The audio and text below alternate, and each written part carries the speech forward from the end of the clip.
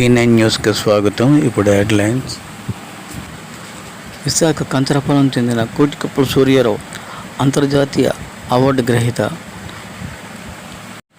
బెంగళూరులోని ఆయనకి ఇవ్వడం జరిగింది. డాక్టర్ కోటికప్పుల సూర్యారావు పద్మశ్రీ అవార్డు గ్రహీత. జరుగుతున్నటువంటి అంతర్జాతీయ సదస్సుల్లో ఎండోమెంట్ పురస్కారాలు అనేటువంటివి సంవత్సరానికి ఒకసారి సదస్సు ప్రారంభోత్సవ రోజు నాడు ఓ committee of scientists and committee of experts ఆ సంవత్సర కాలంలో ఆయా దేశాల్లో ఆయా డాక్టర్లు చేసినటువంటి కార్యక్రమాలు కానీ పరిశోధనలు కానీ అంటే శాస్త్ర సాంకేతిక సామాజిక వైద్య రంగాల్లో చేసినటువంటి కార్యక్రమాలని బేరేజ్ వేసుకొని సాధారణంగా ఒకరు లేక ఇద్దరికి ఈ ఎండోమెంట్ పురస్కారాన్ని అందజేస్తారు. ఈ ఏడాది బెంగళూరులో జరిగినటువంటి 16వ అంతర్జాతీయ philosophical international conference of social philosophy and yoga and spiritual sciences 13th international కాన్ఫరెన్స్లో నాకు డాక్టర్ ఏ హడంగాల్ ఎండోమెంట్ పురస్కారాన్ని అందజేశారు. ఈ పురస్కారం అందజేసి వెనుకున్నటువంటి నేపథ్యం ఏమిటంటే, నేను గత 4 దశాబ్దాలుగా వైద్య రంగంలోనూ సామాజిక రంగంలోనూ సాంకేతిక రంగంలోనూ రమారమి 150 పరిశోధనా పత్రాలని ప్రచురించాను. అంతేకాకుండా ఇటీవల కాలంలో అంటే ఈ ఎండోమెంట్ పురస్కారాన్ని రోజునాడు ఎండోమెంట్ లెక్చర్ ఇవ్వాల్సినటువంటి సాంప్రదాయం కూడా ఉంది. నేను philosophy of health an emerging insight in 21st century అన్నటువంటి లెక్చర్ ఇచ్చాను నేను. అంటే ఆరోగ్యం 21st సెంచరీలో ఆరోగ్యం పట్ల ఉన్నటువంటి మానవుని యొక్క అంతర్దర్శనం ఎలాగా రోజు రోజుకి వికసిస్తుంది అన్న విషయం మీద నేను మాట్లాడాను. జనరల్గా హెల్త్ అంటే జబ్బులు లేకపోవడం మాత్రమే కాదండి. హెల్త్ అంటే సామాజికంగా, శారీరకంగా, మానసికంగా, ఆధ్యాత్మికంగా, వేదాంతపరంగా ఉన్నటువంటి ఆరోగ్యాన్నే ఆరోగ్యం అంటాం. దాన్ని WHO వాళ్ళు చెప్పినటువంటి డెఫినేషన్ అది. బట్ ఐక్యరాజ్యసమితి ఏం చెప్పిందంటే పాజిటివ్ హెల్త్ అని యాడ్ చేశారు ఒక కాంపోనెంట్ని. What is this positive health? కొందరు చిన్న వయసులోనే 18-19 ఏళ్ళకే అస్తమానం నా కాలు పీకులండి, నా తలనొప్పి అండి, నా ఒళ్ళు పీకులండి, నాకు ఆకలి లేదండి, నిద్ర లేదండి అని ఏదో శ్రీశ్రీ గారు చెప్పినట్లుగా 20 ఏళ్ళకి 60 ఏళ్ళ యువకులు అనేటటువంటి వర్డింగ్లో కొందరు కనిపిస్తారు. అంటే that is negative attitude of that particular person. 75 ఏళ్ళు 80 ఏళ్ళు ఇప్పుడైనా ఏమో ఎలాగనో అంటే నాకే బ్రహ్మాండం ఉంది, నాకే సమస్య లేదు, ఎప్పుడు దేవుడు పిలుస్తాడని చూస్తున్నాను. అంతేగాని నాకు చక్కగా జీర్ణం అయిపోద్ది, చక్కగా నిద్ర పడుతుంది, నా పనులు నేను చేసుకుంటాను. మందులు వాడాలి నేను. మన శరీరంలోనే ఒక అగ్నిహోత్రం ఉంది. అంటే ఇన్నేట్ ఎనర్జీ అంటారు దాన్ని. ఆ ఎనర్జీ వల్ల మీరు పాజిటివ్గా ఆలోచించుకుంటే క్యాన్సర్ లాంటి జబ్బులైనా సరే తగ్గిపోతాయి. ఎప్పుడైతే మీరు పాజిటివ్గా శరీరానికి సలహా ఇచ్చినప్పుడు కూడా జబ్బులు తగ్గడం లేదో అప్పుడు మాత్రమే నిజాయితీ గల వైద్యుడిని సంప్రదించాలి. ఎందుకు నిజాయితీ గల వైద్యుడిని మాట్లాడుతున్నాను నేనంటే, ఈవేళ 2 దశాబ్దాలుగా వైద్య రంగం వ్యాపారం అయిపోయింది. జ్వరం కోసం హాస్పిటల్కి వెళ్తే 30,000 రూపాయలు ఫీజు జరుగుతుందని విన్నాను నేను చాలా మంది దగ్గర. బిడ్డ సంచి ఆపరేషన్ అంటాం మనం, హిస్టెక్టమీ చేయించుకోవాలంటే 1,00,000 రూపాయలు అంటున్నారట. ఇలా అయితే మరి పరిస్థితి ఏంటి? ఎన్ని ఆరోగ్యశ్రీలు రానివ్వండి, ఎన్ని ఇన్సూరెన్స్లు రానివ్వండి, ఎక్కడో దగ్గర దీనికి ఒక అంటే ఫుల్ స్టాప్ అంటాను నేను. లేకపోతే జనం రోజు రోజుకి హాస్పిటల్స్ అంటే భయపడిపోతున్నారు. అది రాకూడదు.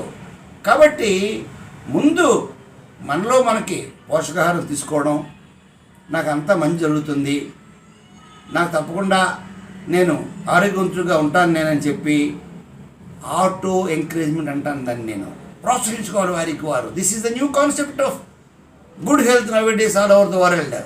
ధ్యానం చేయండి, యోగా చేయండి, మెడిటేషన్ చేయండి, మీరు ప్రార్థన చేయండి. రామానుజాచార్యులు వారు 120 ఏళ్ళు బతికారండి. అంటే నేను ఆలోచించాను, భక్తి అతనికి చాలా అంటే అమోఘన సిద్ధాంతం అయింది. అంటే ఈ భక్తి వల్ల అతను 120 ఏళ్ళు బతికాడా? ఈవేళ కూడా మనం చూస్తున్నాం. ఈ మధ్యనే పద్మశ్రీ పురస్కారం ఇచ్చారు ఒక ఆయనకి, honourable prime minister of India Modi గారు. ఆయన 120 ఏళ్ళు. ఇది జరిగంతా ఒక 6 నెలలు అవుతుంది.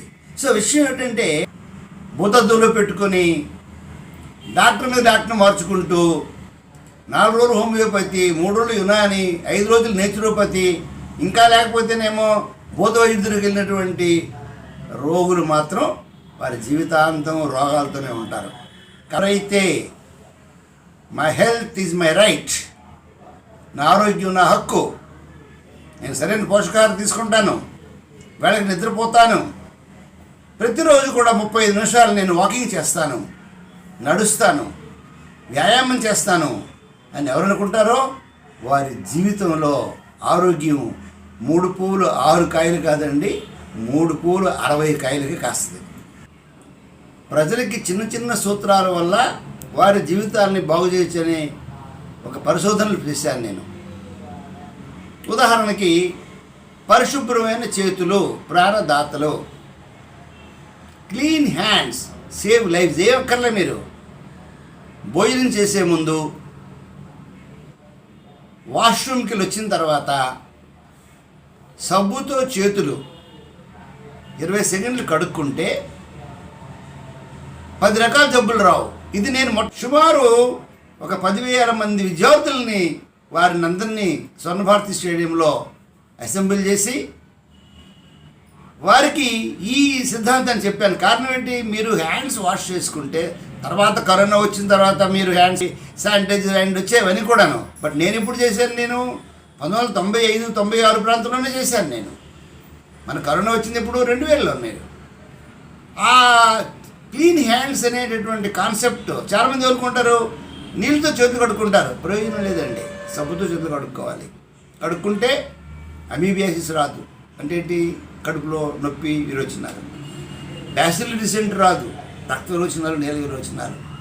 న్యూమోనియా రాదు, ఊపిరిరానటువంటి దగ్గు, ఆయాసం.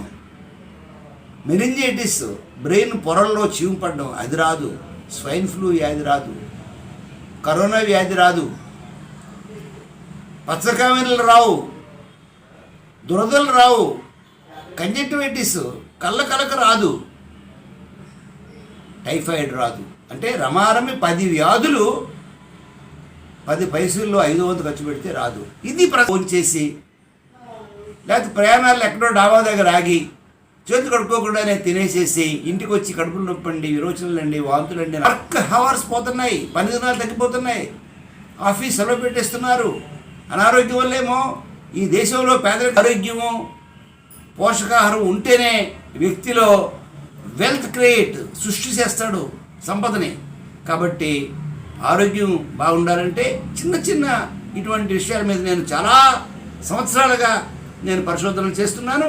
సంఘంలో, సమాజంలో ప్రజల మధ్యకి తీసుకెళ్ళి వారికి చెబుతూనే ఉన్నాను. నా అదృష్టం ఏమిటంటే కొన్ని ప్రాంతాల్లో అమోఘమైనటువంటి మార్పు వచ్చింది. రెవల్యూషనరీ చేంజ్ అంటే మామూలు మార్పు కాదండి. నాకు ఒక పెద్ద మనిషి చెప్తాడు, డాక్టర్ గారు నేను భోజనంకి వెళ్ళే ముందు మీరే నా కళ్ళ ముందు కనిపిస్తారండి, తప్పకుండా సబ్బుతో చేతులు కడగండి, నేను భోజనం చేయను, టిఫిన్ చేయనని. అలాంటి రిపోర్ట్లు నాకు, పాజిటివ్ రిపోర్ట్లు కొన్ని 100 మంది చెప్పిన రిపోర్ట్లు నాకు. You can inject them the right information at right time for a better society. అంటే ఇప్పుడు వారిలో చేస్తున్న కృషికి అంటే ఒక మండుతున్నటువంటి నిప్పుకి మరి కొంచెం ఇంధనం వేస్తే ఆ నిప్పు ఎలాగ మండుతుందో అలా చేస్తున్నటువంటివే తప్ప వేరే ఏం కాదు. కాకపోతే జబ్బులు రావడం అనేది ఈవేళ కాదండి. ఒకప్పుడు ప్లేగు, యూరోప్ అంతా కోట్లాది మంది చనిపోయారు. మసూచికం, స్మాల్ పాక్స్ అంటాం మన పెద్దమ్మవారు. ఆ పెద్దమ్మవారు వస్తే అరిడాకుల మీద మనుషులను పడుకోబెట్టి లేని వైద్యం అందించిపోతున్న కేసులు సంవత్సరానికి 40 నుంచి 50 ఉన్నాయని చెప్పి తాజా నివేదికలు చెబుతున్నాయి. వేలాది మంది పచ్చకావర్లు వచ్చి, నాకు బాగా గుర్తు 1964లో ఢిల్లీలో లక్షలాది మంది మంచినీరు వెళ్తున్నటువంటి పైపు, తర్వాత డ్రైనేజ్ వాటర్ వెళ్ళిపోయి లక్షలాది మంది హెపటైటిస్ ఈ అనే జబ్బు. కాబట్టి వ్యాధులు రాకపోవడం అనేటటువంటి వాడు తర్వాత కాలంలో మనిషిగా మారాడనేటువంటి సిద్ధాంతం రావడానికి కారణం ఏమిటంటే ఇవన్నీ కూడా మ్యుటేషన్కి వేరే వేరే పేర్లు ఇవి. అలాగే ఈవేళ మనిషి కుక్క వస్తే కుక్క కనీసం ఆహారం పెట్టట్లేదు, ఆకలితో ఖర్చేస్తుంది అందరిలో. అది అంతేకాదు మనిషి ఎలా ఇదే పద్ధతిలో భూమి వాతావరణం వేడి పెరిగితే రానున్న రోజుల్లో 3 డిగ్రీ సెంటీగ్రేడ్ పెరుగుతుందట, సముద్రాలు పొంగుతాయి. కూడా రక్షించాలి, అప్పుడే ప్రకృతి మిమ్మల్ని రక్షిస్తుంది. ప్రకృతిని మీరు ఎప్పుడైతే శిక్షిస్తారో ప్రకృతి మనల్ని భక్షిస్తుంది అన్న విషయాన్ని మనం గుర్తుపెట్టుకోవాలి. Is a continuous process. ఆరోగ్యం కాపాడుకోవడం కంటిన్యూస్ ప్రాసెస్, భూ వాతావరణం కాపాడడం కంటిన్యూస్ ప్రాసెస్. ఏది కూడా ఆగకూడదు. నిరంతరం మనం మిస్యూజ్ ఆఫ్ డ్రగ్స్, మందులు వాడడంలో చాలా తప్పు జరుగుతున్నాయి. అనవసరంగా వేలాది రూపాయలు ఖర్చు పెట్టి యాంటీబయాటిక్స్ వాడుతున్నారు. దానివల్ల కొత్త కొత్త రోగాలు, కొత్త కొత్త పురుగులు అంటే బ్యాక్టీరియా పుట్టుకొస్తున్నాయి. ఈ విషయంలో తప్పకుండా ప్రజల్లో అవగాహన పెరగాలి. ఎవరు మన దేశం గురించి కృషి చేస్తారని ఆశిస్తున్నాను నేను.